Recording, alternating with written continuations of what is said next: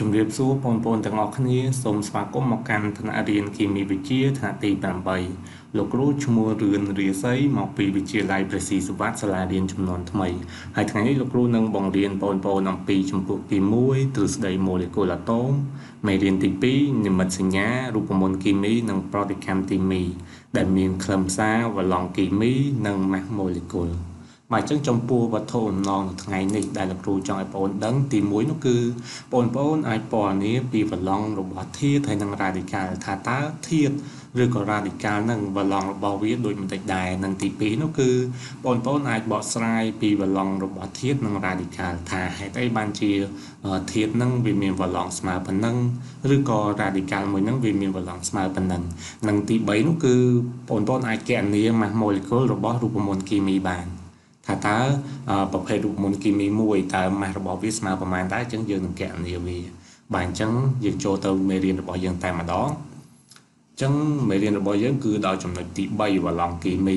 3.1 សង្កេតអញ្ចឹងតាមច្បាប់សមាមាត្រកំណត់អាតូមនៃធាតុគីមីមួយมันអាចចូលផ្សំជាមួយអាតូមនៃធាតុដទៃទៀតតាមចំនួនតាមទំនើងនោះទេគឺវាចូលផ្សំតាមចំនួនកំណត់ជាក់លាក់នេះមានន័យថាប្រភេទគីមីមួយគឺក្នុងការដែលវាចូលផ្សំជាមួយគ្នាវាអត់ចេះតែផ្សំថាឧទាហរណ៍ដូចទឹកអញ្ចឹងណាទឹកគឺបង្កឡើងដោយអ៊ីដ្រូសែន2និងអុកស៊ីសែន1ប៉ុន្តែវាអត់អាចបង្កឡើងដោយអ៊ីដ្រូសែន3និងអុកស៊ីសែន2ឬក៏ចំនួនខុសគ្នាតាមនឹងឯងអញ្ចឹងមានន័យថាអាតូមហ្នឹងគឺវាត្រូវតែបង្កឡើងដោយអាតូមចំនួនប៉ុណ្ណឹងនិងអាតូមមួយប្រភេទទៀតចំនួនប៉ុណ្ណឹងអញ្ចឹងមានន័យថាវាមានចំនួនកំណត់ជាក់លាក់គឺវាមិនចេះតែបង្កើតជាសមាសធាតុដោយតាមអ្វីដែលអត់មានរបៀបអីទេឧទាហរណ៍ដូចជា HCl acid chlorhydric អញ្ចឹងគឺវាតែងតែបង្កឡើងដោយអ៊ីដ្រូសែនចំនួន1និងក្លរចំនួន1បើទោះបីជា acid chlorhydric នៅកម្ពុជានៅអាមេរិកនៅចិននៅថៃក៏ដោយគឺសុទ្ធតែអញ្ចឹងអស់ទឹកដូចគ្នាដែរគឺបង្កឡើងដោយអ៊ីដ្រូសែន2និងអុកស៊ីសែន1អាម៉ូញ៉ាក៏ដូចគ្នាដែរគឺបង្កឡើងដោយអាសូតចំនួន1និងអ៊ីដ្រូសែនចំនួន3និងមេតាននេះដូចគ្នាដែរគឺបង្កឡើងដោយកាបូនចំនួន1និងអ៊ីដ្រូសែនចំនួន4អញ្ចឹងហើយយើងអាចនិយាយបានថាក្លរអុកស៊ីសែនអាសូតនិងកាបូននេះគឺមិនចូលផ្សំជាមួយអាតូមអ៊ីដ្រូសែនតាមចំនួនដូចគ្នាអញ្ចឹងតែកាលណាធាតុផ្សេងគ្នាការដែលវាផ្សំគ្នាគឺវាខុសគ្នាទៅតាមនឹងដែរប៉ុន្តែបើសិនជាប្រភេទធាតុតែមួយទោះបីជាយកធាតុនឹងទៅប្រតិកម្មនៅកន្លែងណាមិនគឺវានៅតែចេញបានចំនួនប៉ុណ្ណឹងដដែលបាទអញ្ចឹងនេះមានន័យថាអញ្ចឹងហើយដោយសារតែបែបនេះហើយទើបយើងអាចសន្មតថាអ៊ីដ្រូសែននេះជាខ្នាតនៃវឡង់ដែលមានវឡង់មួយជានិច្ចអញ្ចឹងយើងអាចនិយាយបានថាក្លរអុកស៊ីសែនអាសូតនិងកាបូននេះមានវឡង់1 2 3រៀងគ្នាមានន័យថាក្លរ1អុកស៊ីសែន2អាសូត3កាបូនវឡង់4អញ្ចឹងមូលហេតុដោយសារតែពាក់ព័ន្ធជាមួយនឹងចំនួនអាតូមអ៊ីដ្រូសែនដែលវាចូលផ្សំក្នុងនឹងដោយសារតែក្លរវាផ្សំជាមួយអ៊ីដ្រូសែនបាន1អញ្ចឹងគេថាវាវឡង់1អុកស៊ីសែនវាផ្សំជាមួយអ៊ីដ្រូសែនបាន2អញ្ចឹងគេថាវាវឡង់2អាសូតដូចគ្នាកាបូននេះដូចគ្នាផងដែរបាទអញ្ចឹងនេះគឺជាហេតុផលមួយដែលគេសន្មតថាអ៊ីដ្រូសែនហ្នឹងគឺជាខ្នាតនៃវឡង់ដែលមានវឡង់មួយជានិច្ចដែលយើងត្រូវតែចាំវាបាទអញ្ចឹងយើងបន្តមេរៀនយើងទៀតដល់លេខ2និយមន័យអញ្ចឹងយើងអាចទាញបានថាវឡង់នៃធាតុគីមីមួយគឺស្មើនឹងចំនួនអាតូមអ៊ីដ្រូសែនដែលចូលផ្សំជាមួយអាតូមនៃធាតុនោះជាទូទៅអុកស៊ីសែនមានវឡង់2ដូចនេះក្នុងរូបមន្ត Na2O នេះហើយនឹង CaO ឬក៏ Al2O3 យើងអាចនិយាយបានថា Na នេះគឺមានវឡង់ចំនួន1ហើយកាល់ស្យូមមានវឡង់ចំនួន2និងអាលុយមីញ៉ូមនេះគឺមានវឡង់ចំនួន3អញ្ចឹងគឺដោយសារអីដោយសារតែលើកនេះគឺចំពោះអុកស៊ីសែនគឺយើងត្រូវចាំដូចគ្នាដែរវឡង់របស់វាគឺស្មើនឹង2អញ្ចឹងដោយសារតែវឡង់វាស្មើ2អញ្ចឹងនាំឲ្យវឡង់របស់សូយ៉ូម Na នេះគឺត្រូវតែស្មើនឹង1ព្រោះថាបើអានេះ2អញ្ចឹងលុះត្រាតែអានេះវឡង់វា1ដែរបានគ្នាវា2បូកបញ្ចូលមកវាស្មើគ្នានឹងអុកស៊ីសែនកាល់ស្យូមដូចគ្នាដែរដោយសារតែកាល់ស្យូមអុកស៊ីសែននេះវឡង់វា2អញ្ចឹងនាំឲ្យកាល់ស្យូម2ដែរពេលដែលវាផ្សំមួយគ្នាគឺវាត្រូវតែស្មើគ្នាអញ្ចឹងអាលុយមីញ៉ូមដូចគ្នាដែរយើងគិតតាមនឹងអាលុយមីញ៉ូម2ហើយអុកស៊ីសែន3ហើយអុកស៊ីសែន1វឡង់2អញ្ចឹងបើសិនជាអុកស៊ីសែន3វាត្រូវគុណគ្នាទៅឡើង6អញ្ចឹងមានថាអាលុយមីញ៉ូមរបស់យើងប្រកាសជា3ហើយ3គុណ2វាឡើង6ដែរចឹងហើយมันយើងអាចទាញបានជាហេតុផលបែបនេះថាសូយ៉ូមនេះវឡង់1 កាល់ស្យូមប្រឡង2និងអាលុយមីញ៉ូមប្រឡង3បាទអញ្ចឹងយើងបន្តទៅមុខទៀត 3.3 ប្រឡងនៃរ៉ាឌីកាល់ រ៉ាឌីកាល់យើងអាចឲ្យនិយមន័យថាជាបណ្ដុំអាតូមដែលចូលរួមក្នុងរូបមន្តនៃសារធាតុមួយចំនួនឧទាហរណ៍ដូចជា NaOH សូដ្យូមអ៊ីដ្រូស៊ីតឬក៏ CaOH ក្តៅ2កាល់ស្យូមអ៊ីដ្រូស៊ីតឬក៏អាលុយមីញ៉ូមអ៊ីដ្រូស៊ីតអញ្ចឹងប្រភេទទាំង3ហ្នឹងគឺសុទ្ធតែមាន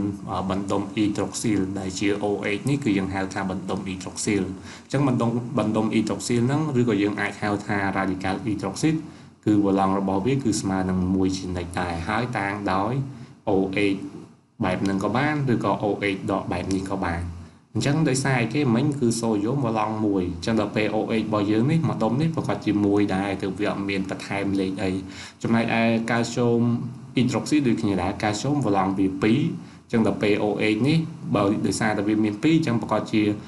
វា1វឡង់វា1ហើយអញ្ចឹងដល់ពេលវាមាន2បានអាចស្មើនឹងកាល់ស្យូមបានអាលុយមីញ៉ូមអ៊ីដ្រូស៊ីតដូចគ្នាដែរដោយអាលុយមីញ៉ូមមិញគឺវឡង់វា3អញ្ចឹងមានន័យថា OH ចំនួន3បានស្មើនឹងវាអញ្ចឹងមានន័យថា OH វឡង់1អញ្ចឹងហើយបានជាយើងអាចទាញបានបន្តមកទៀតថាឲ្យតែប្រភេទ radical hydroxide OH ហ្នឹងគឺវឡង់របស់វាគឺត្រូវតែស្មើ1បាទអញ្ចឹងយើងបន្តទៅមុខទៀតហើយនេះគឺជាតារាងនិមិត្តសញ្ញាវឡង់នៃធាតុនិងវឡង់នៃ radical ខ្លះៗទេទីហោដូច hydrogen អញ្ចឹងវឡង់1សូដ្យូមវឡង់1អុកស៊ីហ្សែនវឡង់2ក្លរវឡង់1ហើយ3ផងអាច5ផងអាច7ផងអញ្ចឹងទៅហើយយើងមើលតាមនឹងមកហើយនេះគឺជាប្រភេទ radical វិញនេះគឺជាឈ្មោះរបស់ radical ហើយនេះគឺជានិមិត្តសញ្ញារបស់ radical អញ្ចឹងបើសិនជាគេសរសេរ OH គឺឈ្មោះរបស់វាគឺ hydroxide បើសិនជាគេសរសេរ NO3 ឈ្មោះរបស់វាគឺ nitrate ឬក៏បើសិនជាគេសរសេរ PO4 បែបនេះគឺឈ្មោះរបស់វា phosphate ហើយកន្លែងនេះផងដែរចំពោះវឡង់របស់វាយើងអាចមើលទៅគឺដូចជាមួយនឹងអ្វីដែលគេសរសេរពីមុខនេះបើសិនជាវឡង់1គឺគេត្រេ1បើសិនជាវឡង់2គឺគេត្រេ2បើវឡង់3គឺគេត្រេ3នៅខាងមុខឬក៏យើងអាចមើលតាមរយៈបន្ទុកក៏បានបើសិនជាបន្ទុកប្រមាណវឡង់វាប៉ុណ្ណឹងអានេះបន្ទុកដកមានន័យថាដក1ចឹងវឡង់1បន្ទុកបូកមានន័យថាបូក1ចឹងមានន័យថាវឡង់1ដែរចឹងអានេះបន្ទុក2ដកមានន័យថា2ហើយបើបន្ទុក3ដកមានន័យថា3ដែរអញ្ចឹងគឺយើងអាចកត់ចំណាំទៅតាមនឹងបានដូចគ្នានេះគឺចំពោះវឡង់នៃធាតុជាមួយនឹង radical បើទោះបីជាយ៉ាងណាក៏ដោយយើងអាចសង្កេតទៅមើលលើវឡង់របស់ប្រភេទធាតុជាច្រើនទៀតនៅក្នុងតារាងខួបបានអញ្ចឹងក្នុងតារាងខួបវាមានជួរឈរបែបនេះយើងអាចមើលមកអញ្ចឹងបើសិនជាប្រភេទធាតុហ្នឹងវាស្ថិតនៅក្នុងជួរឈរទី1នេះមានន័យថាវឡង់របស់វាគឺស្មើ1វឡង់គោលរបស់វាបើសិនជាវាស្ថិតនៅក្នុងជួរឈរទី2នេះមានន័យថាវឡង់របស់វាគឺស្មើ2ឬក៏បើសិនណាជាវាស្ថិតនៅក្នុងជួរឈរទី3ត្រៃនេះគឺយើងហៅជួរទី3អាកដាលនេះគឺយើងអត់រាប់ទេព្រោះអាកដាលនេះវឡង់របស់ធាតុហ្នឹងគឺប្រែប្រួលយើងអត់អាចចំណាំបានទេប៉ុន្តែដល់ពេលកន្លែងនេះយើងរាប់ទី3វិញអញ្ចឹងមានថាវឡង់ប្រភេទធាតុដែលស្ថិតនៅក្នុងជួរទី3នេះគឺស្មើនឹង3ចំណែកឯវឡង់នៃធាតុដែលស្ថិតនៅក្នុងជួរទី4កន្លែងនេះគឺស្មើ4ប៉ុន្តែបើសិនជាស្ថិតនៅជួរទី5វិញវឡង់គោលរបស់វាគឺយើងយក3វិញហើយទី6យើងយក2ទី7យើងយក1វិញហើយទី8នេះគឺអត់មានទេអញ្ចឹងវឡង់វាគឺយើងអាចមើលតាមរយៈតារាងខួបបានបើសិនជាក្រុមទី1វឡង់1ទី2វឡង់2ទី3វឡង់3ទី4វឡង់4ទី5វឡង់3វិញធ្លាក់មក3វិញដល់4ហើយធ្លាក់មក3វិញហើយបន្តមក2បន្តមក1ហើយបន្តមក0គឺអត់មានទេអញ្ចឹងនេះគឺជាអ្វីដែលយើងអាចចំណាំតាមរយៈវឡង់របស់ប្រភេទធាតុមួយនៅក្នុងតារាងខួបបានបាទអញ្ចឹងយើងបន្តទៅមុខទៀតតកតងជាមួយនឹង 3.4 mass molecule ដើម្បីគណនា mass molecule របស់រូបមន្តគីមីមួយយើងត្រូវបូក mass atom ទាំងអស់ដែលបង្ក molecule វាឧទាហរណ៍ដូចជាទឹកអញ្ចឹងដើម្បីគណនា mass molecule របស់ទឹក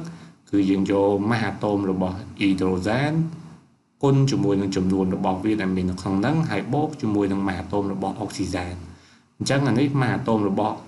hydrogen គឺស្មើនឹង1ហើយនេះដោយសារតែចំនួន atom hydrogen មាន2អញ្ចឹងហើយបានយើងបាន2ហ្នឹងទៅគុណនឹង1ចំណែកឯ oxygen វាមានតែ1ទេអញ្ចឹងបាន1គុណ16យើងអាចសរសេរ16តាមធម្មតាទៅហើយបូកមកនឹងឃើញ18ហើយຂະຫນាតរបស់ mass molecule គឺយើងអាចគិតជាក្រាមក្នុង1 mol នេះគឺជាຂະຫນាតរបស់វា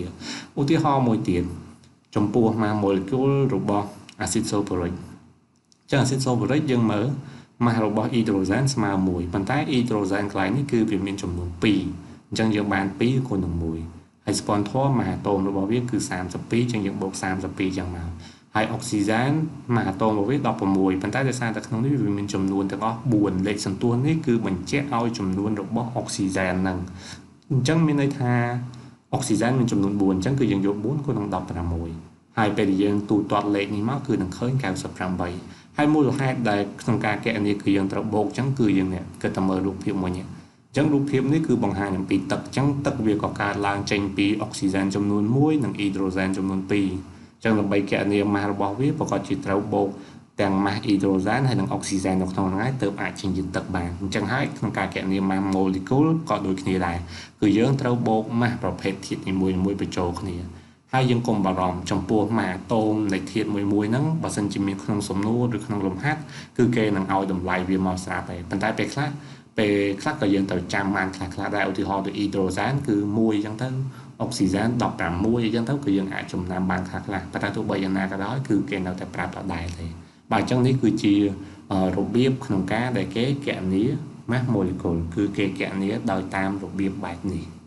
បាទអញ្ចឹងយើងបន្តទៅមុខទៀតនេះគឺជាតារាងមួយដែលបង្ហាញអំពីនិមិត្តសញ្ញាជាមួយនឹងម៉ាស់អាតូមរបស់វាខ្លះ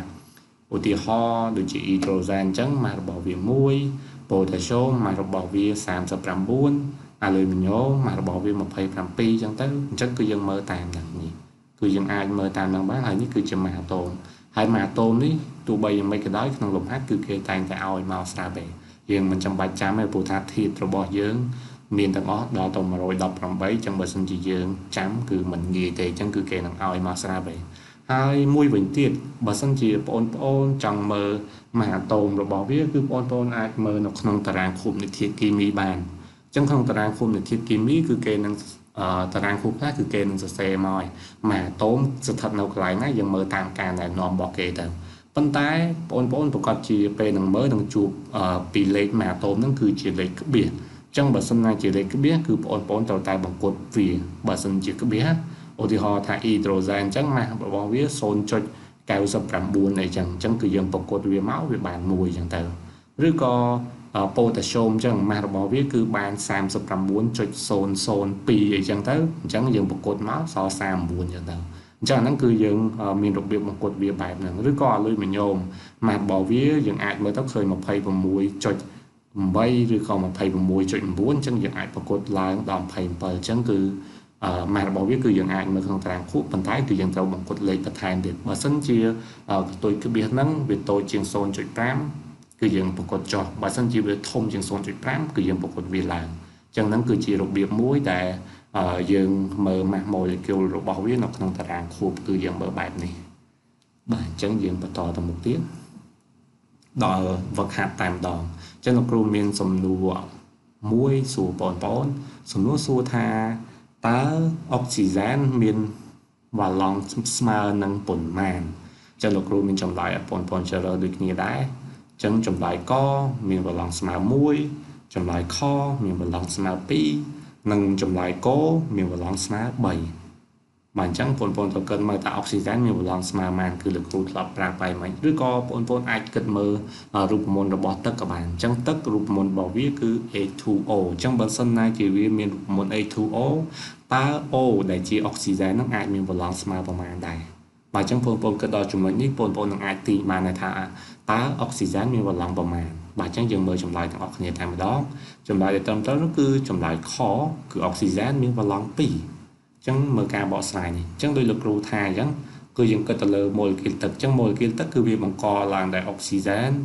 ជាមួយនឹង hydrogen ហើយអុកស៊ីហ្សែនចំនួន1និង hydrogen ចំនួន2អញ្ចឹងបើសិនណាជាប្រភេទធាតុមួយវាបង្កឡើងដោយ hydrogen ចំនួនប្រមាណមានន័យថាប្រភេទធាតុមួយទៀតដែលនៅក្នុងហ្នឹងគឺមានវ៉ាឡង់ស្មើនឹងប៉ុណ្ណឹងហើយអញ្ចឹងដូចទឹកនេះអញ្ចឹងអុកស៊ីហ្សែន1ផ្សំជាមួយនឹង hydrogen ចំនួន2អញ្ចឹងមានន័យថាវ៉ាឡង់របស់វាគឺស្មើ2អញ្ចឹងចំពោះអុកស៊ីហ្សែនយើងត្រូវចាំវ៉ាឡង់របស់វាគឺស្មើ2ប៉ុន្តែទោះបីជាយ៉ាងណាក៏ដោយវាមានករណីលើកលែងខ្លះដែរឧទាហរណ៍ដូចជា hydrogen peroxide នេះអញ្ចឹងវ៉ាឡង់របស់អុកស៊ីហ្សែនក្នុងនេះគឺស្មើ1ចំណែកឯសូដ្យូមពេរ៉ុកស៊ីតក៏ដូចគ្នាដែរវ៉ាឡង់អុកស៊ីហ្សែនកន្លែងនេះគឺត្រូវស្មើ1ដែរយើងអាចចំណាំតាមរយៈឈ្មោះរបស់វាបាន បើសិនណាជាប្រភេទគីមីហ្នឹងវាឈ្មោះ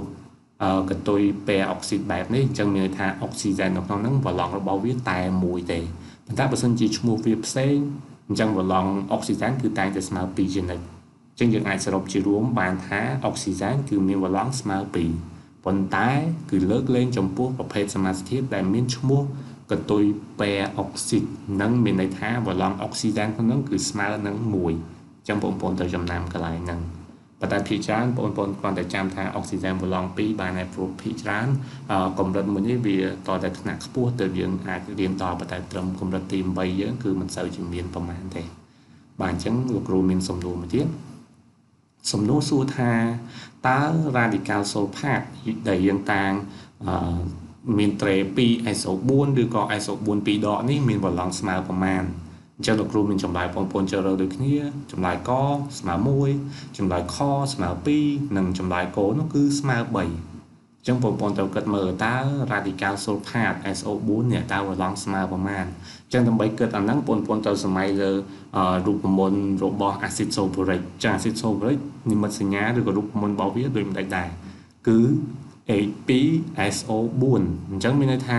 SO4 ហ្នឹងគឺវាត្រូវផ្សំជាមួយនឹង hydrogen ចំនួន2អញ្ចឹងបើសិនជាវាផ្សំជាមួយ hydrogen ចំនួន2អញ្ចឹងតើវ៉ាឡង់របស់វាគួរតែស្មើប្រមាណអញ្ចឹងបងប្អូនគិតឃើញហើយប៉ុណ្ណឹងបាទអញ្ចឹងយើងនឹងមើលចម្លើយទៅដែរទាំងអស់គ្នាបាទអញ្ចឹងចម្លើយត្រឹមត្រូវនោះគឺចម្លើយខគឺវ៉ាឡង់របស់ radical sulfate គឺស្មើនឹង2អញ្ចឹងបងប្អូនមើលការបកស្រាយនេះគឺជា acid sulfuric ដែលមានsulfate នៅក្នុងហ្នឹងដែលជា radical អញ្ចឹង radical sulfate នេះយើងឃើញរូបមន្តវាគឺត្រូវភ្ជាប់ជាមួយនឹង hydrogen ចំនួន2អញ្ចឹងហើយគឺបញ្ជាក់ថាមួយដុំ sulfate នេះវ៉ាឡង់របស់វាគឺស្មើ2អញ្ចឹងយើងអាចចំណាំតាមនឹងបានថានេះគឺជា acid ដែលយើងធ្វើក្នុងទីផ្សារមែនទេគឺវាហុចផ្សែងបែបហ្នឹងបើសិនជា acid នឹងវាខាប់បាទអញ្ចឹងសរុបជារួមមកយើងអាចនិយាយបានថា radical sulfate SO4 ឬក៏ SO4 2ដកនេះមានវ៉ាឡង់ស្មើនឹង2ព្រោះថាsulfate មួយអាចផ្សំជាមួយនឹង hydrogen បាន2ហើយ hydrogen វាវ៉ាឡង់1អញ្ចឹងនាំឲ្យ sulfate ប្រកបជាវ៉ាឡង់2ហើយបាទនេះគឺជារបៀបដែលយើងត្រូវគិតបាទអញ្ចឹងលោកគ្រូមានសំណួរមួយទៀតសំណួរដាក់ថាគណនា mass molecule NaCl សូយ៉ូមក្លរ៉ូឬក៏អំបិលសម្លចឹងគេប្រាប់មួយអាតូមសូយ៉ូមស្មើ23ហើយនឹងក្លរនេះស្មើនឹង35.5អញ្ចឹងយើងអាចគណនា mass molecule វាមកតែស្មើប្រមាណដែរចឹងលោកគ្រូមានចម្លើយជ្រើសរើសដូចគ្នាចម្លើយកស្មើ 36.5 ក្រាមក្នុង1ម៉ូលនិងចម្លើយខស្មើ 53.5 ក្រាមក្នុង1ម៉ូលនិងចម្លើយកនោះគឺស្មើ 58.5 ក្រាមក្នុង1ម៉ូលចឹងបងប្អូនត្រូវគិតមើលក្នុងការគណនា mass molecule គឺគេត្រូវបូកមួយអាតូមនៃធាតុមួយបញ្ចូលគ្នាចឹងបងប្អូនត្រូវមើលមកអញ្ចឹងមានន័យថាគឺត្រូវបូកសូយ៉ូមមួយក្លរអញ្ចឹងបងប្អូនបូកឃើញប្រមាណនឹងហើយគឺជាចម្លើយរបស់វាបាទអញ្ចឹងយើងនឹងតាមចម្លើយទាំងអស់គ្នាតែម្ដងចម្លើយដែលត្រឹមត្រូវគឺចម្លើយកគឺស្មើនឹង 58.5 ក្រាមក្នុង1ម៉ូលនេះគឺជា mass molecule របស់សូយ៉ូមក្លរ៉ូបាទអញ្ចឹងបងប្អូនមើលការបកស្រាយនេះអញ្ចឹងក្នុងការគណនា mass molecule អីក៏ដោយយើងមើលលើរូបមន្តរបស់វានេះអញ្ចឹងបើសិនណាជារូបមន្តរបស់វាបង្កឡើងដោយអីគឺយើងបូកតាមហ្នឹងអញ្ចឹងមួយអាតូមរបស់សូយ៉ូមវិញគឺ23អញ្ចឹងយើងដាក់23មកហើយមួយអាតូមក្លរវិញគេឲ្យមកគឺ 35.5 អញ្ចឹងបើ 35.5 យើងបូកបញ្ចូលគ្នាមកគឺនឹងឃើញស្មើជាមួយនឹង 58.5 ក្រាមក្នុង1ម៉ូលហើយសូយ៉ូមក្លរ៉ូនេះយើងអាចហៅថាជាអំបិលសម្លក៏បានដែរតែយើងញ៉ាំដែលយើងធ្វើម្ហូបរាល់ថ្ងៃហ្នឹងគឺសូយ៉ូមក្លរ៉ូហ្នឹងហើយអញ្ចឹងសរុបជារួមមកយើងអាចនិយាយបានថា mass molecule របស់សូយ៉ូមក្លរ៉ូនេះគឺស្មើនឹង 58.5 ក្រាមក្នុង1ម៉ូលបាទអញ្ចឹងលោកគ្រូមានសំណួរមួយទៀតដើម្បីបងប្អូនកាន់តែច្បាស់អញ្ចឹងគណនា mass molecule របស់តុងដែងពីសូផាតដែលគេតាមដោយ CuSO4 នេះដោយមួយអាតូមរបស់តុងដែងគឺស្មើនឹង64និងមួយអាតូមរបស់សូផាតគឺស្មើនឹង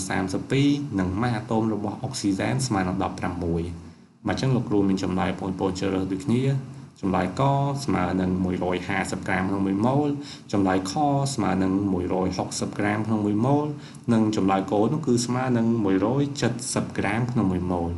បាទអញ្ចឹងបងប្អូនត្រូវគិតមើលគឺក្នុងការគណនា mass molecule គឺយើងត្រូវបូកមួយអាតូមនីមួយៗនៅក្នុងហ្នឹងគឺបញ្ចូលគ្នា ចឹងយើងមើលមកនេះម៉ាស់តុងដែងប្រមាណបូកជាមួយនឹង sponsor នេះប្រមាណហើយបូកជាមួយ O ប្រមាណអញ្ចឹង O ត្រូវគិតដែរតើ O ของនេះមានចំនួនប្រមាណអញ្ចឹងបើសិនជាមានចំនួនប៉ុណ្ណឹងគឺយើងត្រូវគុណជាមួយនឹងចំនួនប៉ុណ្ណឹងដែរបាទអញ្ចឹងពេលដែលបងអូនបូកដកគុណចែកហើយបើក៏ជានឹងឃើញចម្លើយដែរបាទអញ្ចឹងចម្លើយដែលត្រឹមត្រូវនោះគឺចម្លើយខគឺស្មើនឹង160ក្រាមក្នុង1ម៉ូលបាទអញ្ចឹងបងប្អូនមើលការបកស្រាយនេះចឹងចំពោះម៉ាស់ម៉ូលេគុលរបស់តុងដែនពីសូថាតដោយសារតែវាតាំងដោយ CuSO4 អញ្ចឹងតុងដែនវិញគេប្រាប់មកម៉ាស់របស់វាគឺស្មើ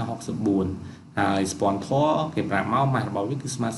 32ហើយ O គឺម៉ាស់របស់វាស្មើនឹង16ប៉ុន្តែដោយសារតែ O នេះវាមានចំនួនទាំងអស់4អញ្ចឹងគឺយើងទាញបាន4គុណនឹង16អញ្ចឹងយើងទូទាត់លេខទាំងអស់នេះមកគឺនឹងឃើញស្មើនឹង160ក្រាម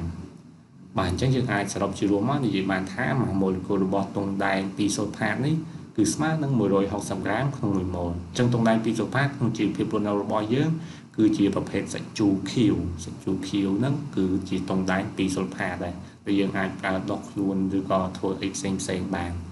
បាទអញ្ចឹងយើងដល់កិច្ចការផ្ទះតែម្ដងអញ្ចឹងនេះគឺជាកិច្ចការផ្ទះរបស់បងប្អូនដែលលោកគ្រូមានទាំងអស់3សំណួរហ្នឹងចឹងបងប្អូនមើលមកហើយនឹងរៀនធ្វើរៀនឆ្លើយទាំងអស់គ្នាបាទអញ្ចឹងចំពោះមេរៀនលោកគ្រូគឺលោកគ្រូសូមបញ្ចប់នៅត្រឹមនេះសូមអរគុណបងប្អូនដែលខំតាមដានទស្សនាតាំងពីដើមរហូតមកដល់ចប់សូមអរគុណច្រើនសូមជម្រាបលា